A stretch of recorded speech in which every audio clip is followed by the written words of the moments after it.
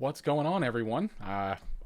Obviously, it's been a long time since I've uploaded a video here, and I apologize for that. Life got in the way. Obviously, a lot of stuff's happened in the last year for everyone, not just me, but I guess as I'm considered an essential worker, my job has kind of taken over more than I've wanted it to. And, I have a million excuses, but regardless, I'm back. I'm back to making YouTube videos.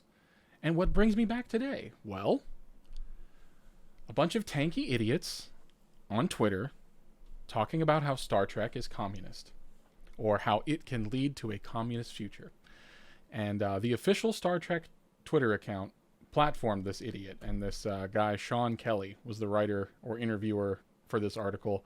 And I don't even think he understands Star Trek either. So, but I wanted to do an old-fashioned commentary video. We're just going to walk through it and discuss some of their talking points, and we'll see where it goes. It's good to be back. A little bit of house cleaning beforehand, though, just so his followers know, because he retweeted a reply that I had sent him on Twitter, and of course his tanky goons came after me. I have no compunction whatsoever blocking every single one of you. And that goes with people in the comments on this video, on any of my other videos, on Twitter, wherever. I am not going to entertain your stupidity. So just so you know, if you're coming to my channel, you're listening to what I have to say, and that's how YouTube works. If you don't like it, you may leave. Okay, so let's get into this. We're going to transition here. Okay, so here we are. Looks like I'm in the way a little bit here. Let me move me out of the way so you can see the title here. Okay, so the Star Trek communist hopes Star Trek can inspire a real revolution. And we open with a quote from Karl Marx and I guess Rom, even though this was taken out of completely taken out of context, by the way, because they're talking about unions. But anyway, it says, "Workers of the world unite. You have nothing to lose but your chains." Ugh. And again, in that episode, he's talking about unions. He's not talking about embracing communism. So the stupidity, we're off to a roaring start here, folks. All right, so let's get into reading this article. The acquisition of wealth is no longer the driving force in our lives. We work to better ourselves and the rest of humanity. Jean-Luc Picard. Well, this quote here. The acquisition of wealth is no longer the driving force in our lives. Yes, that's true. We work to better ourselves and the rest of humanity. Okay, yeah, but not everyone. Not everyone in the Federation believes this. Not everyone does this.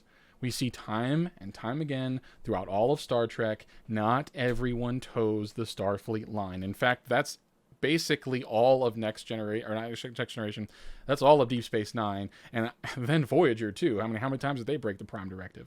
So, again, you can't see quotes like this and take them as absolutes, because that would be stupid. And, I know I'm talking to Tankies here, but, please try to realize that the economics of Star Trek do not align with your pathetic socialist and communist ideals. But let's continue with the article. Most Star Trek fans agree that the Federation would be a nice place to live. It's got unlimited food, no wars, and wrong.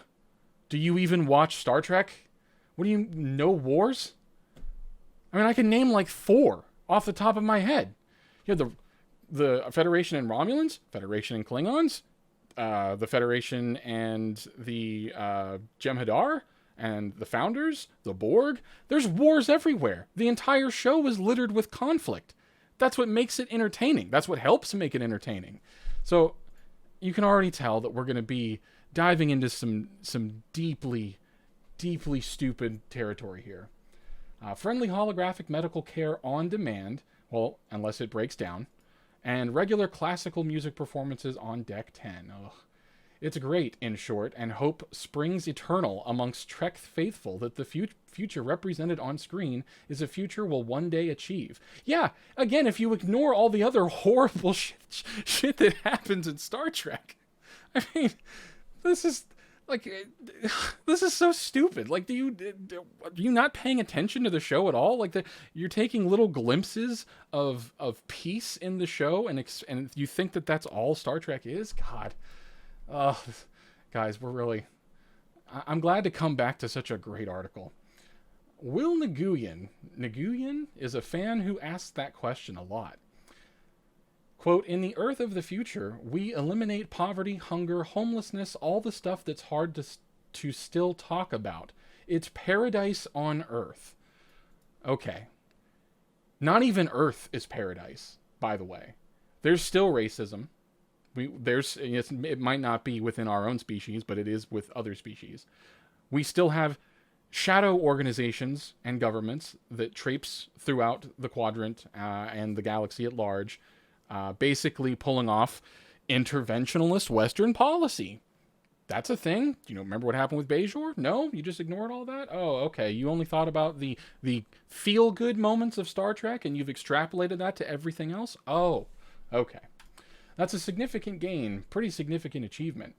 And that's the thing. Star Trek is very detailed about the makeup of that utopian future, but not clear on the assembly. Well, we can draw a few conclusions. We know that it happens, like he's about to tell us. World War III happens. There's some riots. And let's see. We've got the Bell Riots coming up in 3 years, give or take, and sometime in the next 40 years, we've got World War III to contend with, possibly featuring genetically augmented Supermen, and ultimately first contact with an alien society before we're off to the races.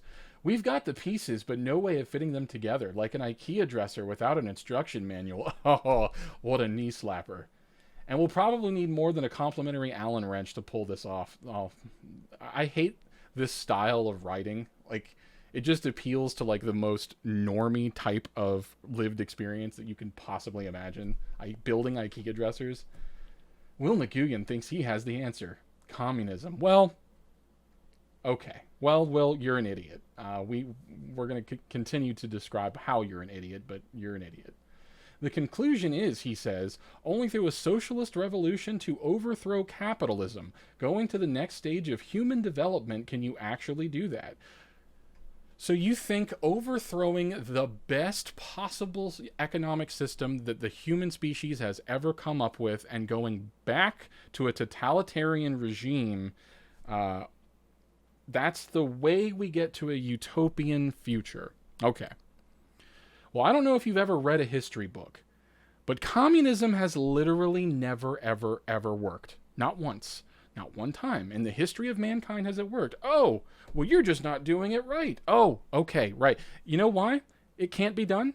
And this is going to sum up this entire article, and I can just dismiss the rest of this right away. Star Trek is a post-scarcity society. They have no want for material possessions because they have no need for resources.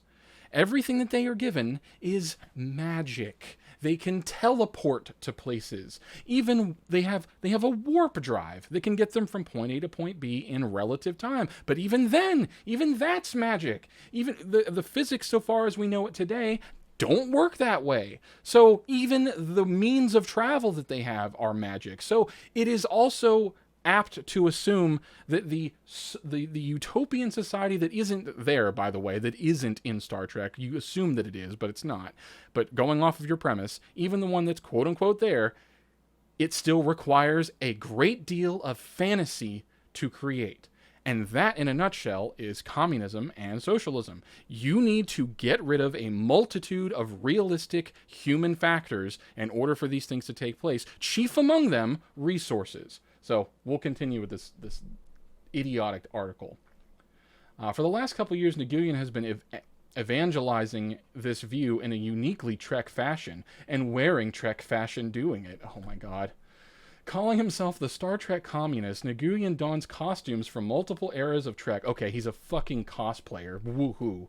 Ranging from the monster maroon of the TOS movies to the bright colors and sharp edges of Lower Decks. Ew. First of all, fucking gross. Posting frequently on Trek fan pages and Facebook groups, his preferred pose is toasting to the camera with a blue beverage that's probably not Romulan ale. Oh my god, like, guys. I can only handle so much cringe before my head starts to explode. And we are quickly getting there. Facing into the camera like Benjamin Sisko in the classic Deep Space Nine episode In the Pale Moonlight. That's ironic that you're mentioning In the Pale Moonlight while you're trying to talk about communism. That's wow. Referencing the pronunciation of his own name, he signs many of his photos with the simple slogan, "Communism will win." Okay, you live in the same fantasy world that that Star Trek inhabits, I see, and you've been unable to detach yourself from it, and that's really fucking pathetic. The effect was immediate, and Nguyen explained, a lot of people got mad. Well, gee, I wonder why. Maybe it's because people that actually came from communist countries that go to live in Western societies constantly talk about how fucking miserable it was. Maybe it's because people had parents thrown in gulags. Maybe it's because, I don't know, China is committing ethnic genocide right now. Maybe there are reasons that people get mad about you purporting such a stupid fucking ideology. How Will became a Star Trek fan and cosplayer is a pretty common story. Not really. One most Trek fans would identify with. I think my Star Trek journey, if you will, started out like many of my generation. Pun intended. Ugh. Nguyen says, I was a next generation baby. I grew up watching it on syndication, watching Patrick Stewart, watching that entire crew.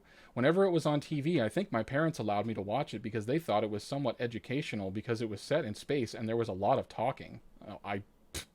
Your parents must have very low requirements for watching TV. Trek got into his bloodstream like so many Borg nanoprobes. Yeah, that's actually apt. And over time, he progressed from TNG to TOS to DS9 and through the rest. Okay, so yeah, Voyager, Enterprise.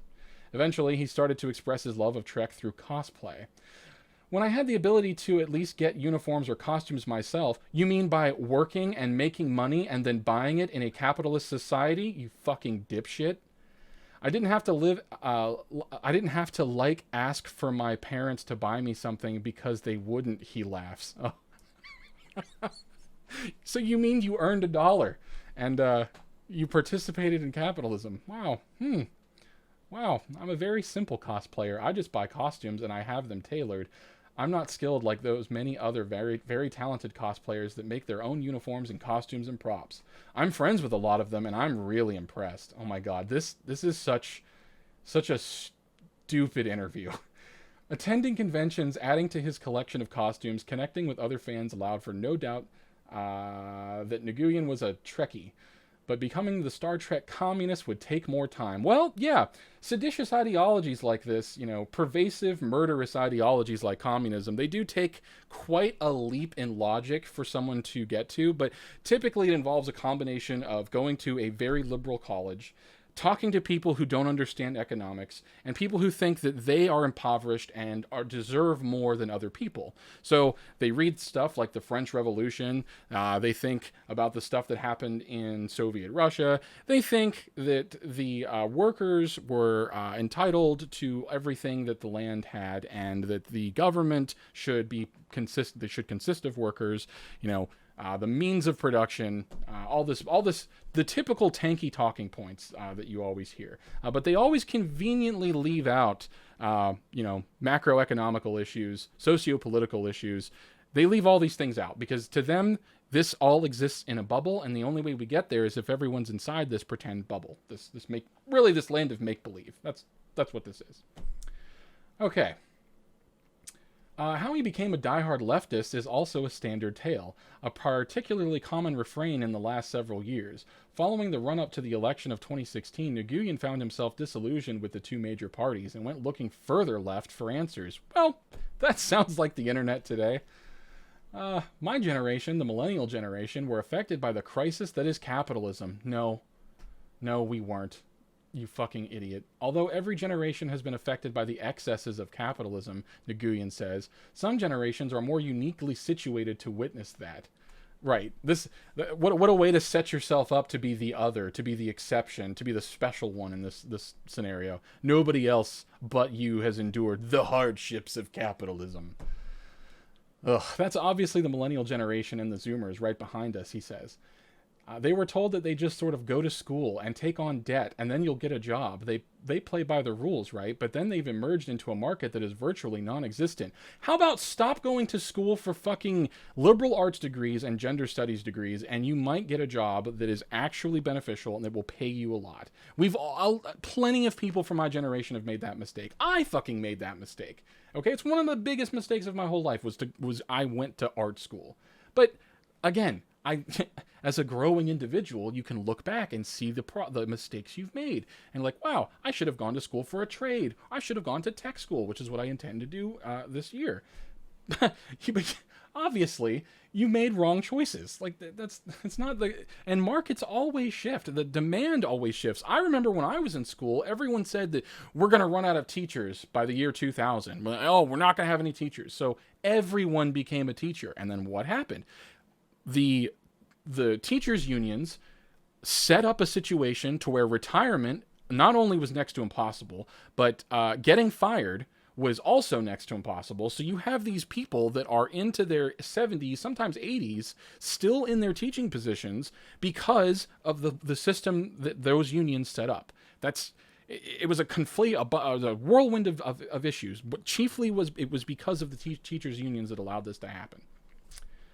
Swimming in debt, they have almost lost all of their income, or all their income goes to rent. They've got to piece together multiple jobs, 3 or 4 side hustles, gig jobs. This is the best that capitalism can do. You can't take individuals that have experienced this and extrapolate that to the entire population. It's absolutely ridiculous. So I think I became radicalized just by my experience, like millions of other people, not just in this country, but around the world. Well, it's funny to me that he recognizes that he is a radical, that he has become radicalized. But he has this cognitive dissonance. He doesn't see why the term radicalization here is what led to his belief in a terrible ideology. It's just, you gotta absolutely admire the stupidity of people. Nguyen spent 2016 to 2020 firming up his views, and in 2021 he's thoroughly unimpressed with what either party has to offer. Well, we kind of both share that in common. I would totally agree with you, but going further left or further right is definitely not the answer. Eventually he realized that his political beliefs and his hobbies aligned, and the Star Trek communist was born. Oh, aren't we glad? Because according to Will, we could be living in the Trek future today, right now, if we had the political will to do it. No! No, we fucking could not. Again, I mentioned earlier, the only way that this utopian Trek future happens, ignore the science, ignore the magical space transportation, and the magical propulsion systems, and meeting alien cultures, ignore all of the fantasy stuff. The truest fantasy, or I guess the truest reality of this, is resources. We have limited resources on this planet, and we cannot just give all resources to everybody. That's not going to work. And I would posit history has proved this time and time again. Somebody, some group, somewhere will get the power and supplant other people. That is how structures work. That's how all society works. We all agree, even in Western society, that there is levels of freedom that we have. We don't have unlimited freedom, but we have the most freedom that any culture in history has ever had. So you got to take the good with the bad. But we absolutely cannot have that right now. That's absolute ridiculousness. The reality is we actually already live in a post-scarcity world now. Oh my, okay, please explain to me how we live in a post-scarcity world now. Nguyen begins picking up speed here. There's often an argument that people say, oh, you only get the Star Trek future because you have a replicator box in a wall. And, only then can you have socialism or communism. No, I'm not even... The magic transportation box in your wall still does not allow you to have socialism or communism. Those are still rooted. I mean, do you understand what communism is? Do you know that it's service to the state? Even though it's the workers, quote unquote, in a co-op of that state, it is still state controlled. Everything that you do is still in service to the state. Star Trek does not have a state. The Federation, as it is consists of multiple planets, of multiple different races, with completely different resources and needs and biases and creeds and all this shit. It's just like it is on Earth. It's almost like Star Trek was invented as kind of a parody of human culture, getting us to analyze ourselves and be more aware of the ways that we can better ourselves as human beings. But that doesn't translate into, well, if we just get the magic shit, if we only went to capitalism, we only went to communism and socialism, we would have all of the freedoms and the infinite love and all this stupid, airy leftist bullshit that you think that we're going to have. That's not how it's going to work. And only then can you have socialism or communism, which I would say that's a very disingenuous dodge. It's not dodging, it's directly addressing it. Because we already have the ability to house and clothe and care for everyone right now. That's not that hard. Okay. All right. Let's run with this. Okay. This is how I know you don't understand economics. Let's go with a transportation metaphor. If I need to get from point A to point B, right? I need to, if I don't have the means to do that, if I don't own a car, let's say, if I don't have the means to do that, I have to acquire the means to do that, right? Which means somebody else was put in a position to enable me to do that. So let's say it's a bus driver. Okay, that bus driver moves a bus. That bus is maintained. That bus has maintenance. That person that drives that bus every day, he has his own levels of maintenance. That goes up and up and up until you get to a level that provides for it. Your assumption is that the society around him will provide for that. Nope, nothing in history. Every single time this was tried, that has never happened. In fact, what ended up happening is, if you even just you look at the Russians, farms were the most productive farms were taken by the government. The hard work and labor that they put into that farm was then distributed to other parts of the government. And then they were overtaken completely by the government, and then those people were scuffed off somewhere else. And that happened over and over and over again until you had the bourgeoisie and the proletariat. That's how it's going to work. That's how it's always going to work. Because you have to have checks and balances. You can't just have unlimited government that controls everything. That's fucking stupid. Over time, Nguyen applied his Marxist belief to Trek and drew some pretty revolutionary conclusions. No, he drew stupid conclusions. Despite the name, however, he doesn't believe he's the only one to do so. No, he's not. I call myself the Star Trek communist, but I'm not saying I'm the only one. Oh, and it's really fucking pathetic that you're not. His approach seems at first glance shallow. He doesn't spend a lot of time debating his haters or engaging in nuanced descriptions of theory. Of course not! Why would he? Because every time you encounter these people, they can't defend their positions. Every time you approach them about their ideology, they retreat. And they come with these stupid tanky sayings like, oh, eat the rich, and oh, put them against the wall. They have no grounds to stand on. When you meet them with cold, hard fact, statistical information, real data, lived experience of people, they don't care. They plug their ears, they say na na na na, and they just go about their day. They retreat to their little safe spaces on Twitter, and they pretend that their ideology is foolproof.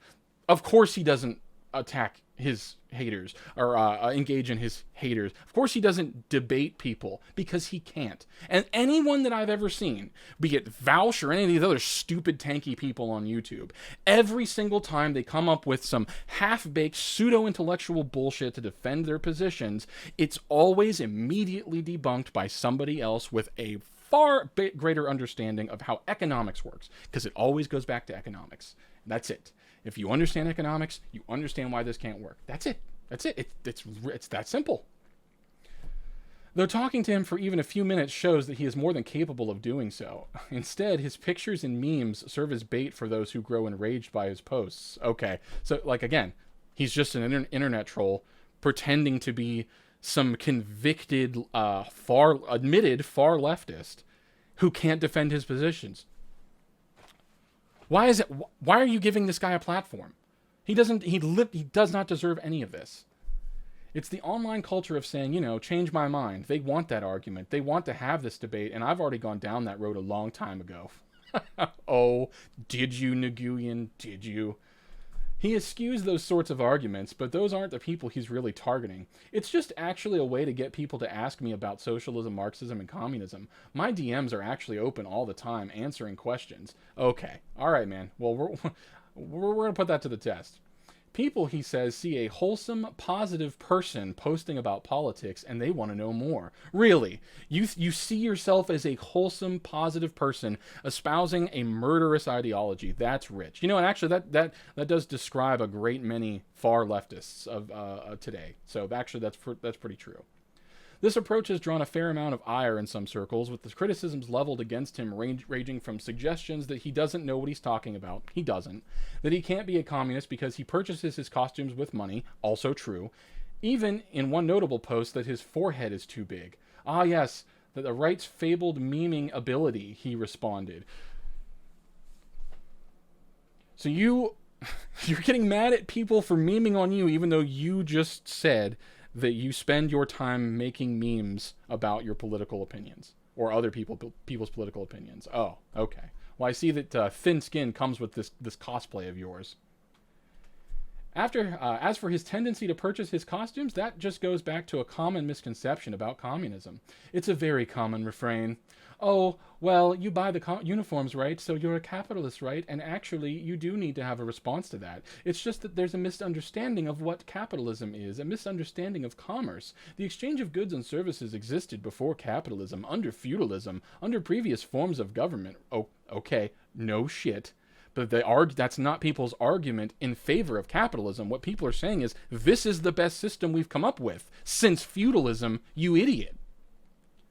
The use of money, Nguyen says, and having discretionary income are not verboten under communism. Again, you don't understand how communism actually works. You've already established that. For Will, Star Trek serves as a valuable common metaphor to discuss politics with the like-minded, right, with his hive-minded, we should say, with his fellow Borg, or people he hopes will one day become like-minded. Talking about politics with the uninitiated can be difficult, but it's made a lot easier if you talk about Chief O'Brien instead. You know, he's very proletarian, Will says. His ancestor was Sean O'Brien, a union man, and he's a real proletarian, but he also plays cello, he plays darts, he's a family man with children, also has a well-rounded life, while also being the heart and soul of Deep Space Nine. Disagree. It's your opinion. And that's exactly what we're saying. If we free ourselves from living paycheck to paycheck, what couldn't we do? You live in a fucking fantasy. How much of our lives would be freed up if you didn't have to worry about putting food on the table? That's why people gravitate towards Star Trek. They look at Star Trek. Wow, I really want to live on that nice pastel-colored ship. Oh my god. The absolute kindergartner understanding of this show, it's just killing me. Ultimately, Will fits in with the best traditions of Trek fandom in that he's an optimist. A brand new father, Will is doing everything he can to make a better, more Trek-like world for his daughter. I'm so sorry for her. That poor, poor child. And he's feeling good about his chances. Being part of an organized effort to reach people with these ideas gives me a lot of optimism.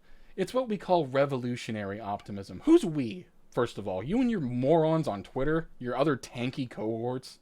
There's tremendous class consciousness right now. People are learning very rapidly. There's no better time to market. Interesting. So you're espousing the idea of marketing an ideology. Well, I wonder what that aligns with. Wow. So, guys, what else is there to say? This guy, he clearly, not only does he not understand his own ideology, right? He doesn't understand communism whatsoever. He doesn't see the ways it has affected actual cultures and real people. This is a man living in the United States of America, presumably born and raised. It doesn't mention where he was born that I remember. Enjoying this is the typical thing that you see. All these people that are enjoying the fruits of Western society and saying it needs to be completely torn down in favor of some revolution. Guys, I am in favor of fixing certain things. I've said plenty of times that I think corporatism, that corporations have gained too much power. However, the answer to that is not, well, let's burn it all down. Okay? Let's take the best system that's ever existed in the history of humankind and go to some other thing that has been tried, that is being tried right now, by the way. I would challenge this man to go live in North Korea for a year and let me know how it goes. But, he'd actually probably like it. I don't know. He might like his limited freedoms and hoping that he gets bread for a day. But in actuality, what would happen to him is the North Korean government would see a Westerner, someone born in the United States, think he is a demon and either throw him in a work camp for the remainder of his life, kill and rape his daughter, get rid of his entire life the way that he knows it. That is what would happen. But no. It's always on paper with these folks. It's always the metaphor, the ideal of communism that's so romantic. The reality of it is that it does not work. It will never work. It has never worked. It's not worthy of looking in that direction. There are plenty of other directions that you can look to fix the problems in society than saying we need to go as far left or as far right as we possibly can. That sounds ridiculous. This is a ridiculous human being, and I implore anyone watching this, do not aspire to be like this man. That's all I've got for you guys. It's been an interesting video coming back to this website. Hopefully I get to do more of this. I've been thinking about a lot of stuff that I want to talk about recently, and obviously some nerd-related thing set me off today, so there'll be more of that to come, I'm sure. But anyways, guys, take care, and we'll see you later.